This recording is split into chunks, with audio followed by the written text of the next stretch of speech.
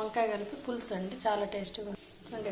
5 పెద్ద పెద్ద ఆనియన్స్ వేసుకొని కోసుకోవాలి, పచ్చిమిర్చి, కరివేపాకు. ఆయిల్ కాగిందండి, ఆవాలు, జీలకర్ర, పసుపు, ఆనియన్స్ మగ్గడానికి కొంచెం ఉప్పు. ఒక 2-3 మినిట్స్ వేగాలండి ఆనియన్స్. ఆనియన్ వేగినది కొంచెం వంకాయ ముక్కలు. ఆనియన్ ఒక 30% వేగిన తర్వాత వంకాయ ముక్కలు వేసుకోవాలండి. ఇప్పుడు ఇంకా ఒక 2-3 మినిట్స్ ఇది మగ్గనియాలి. కొంచెం చింతపండు నానబెట్టుకోవాలి.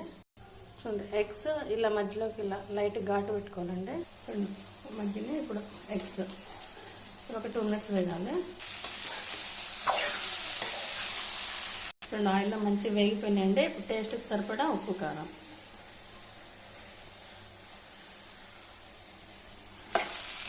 ఇప్పుడు చింతపండు రసం వేసుకోవాలి.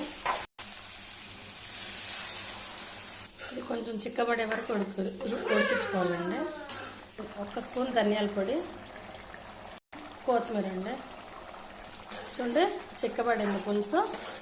వంకాయ కొడుగుడ్డు పులుసు అండి, చాలా టేస్టీగా ఉంటుంది. మీరు కూడా తప్పకుండా ట్రై చేయండి ఫ్రెండ్స్. ఓకే, బాయ్ అండి.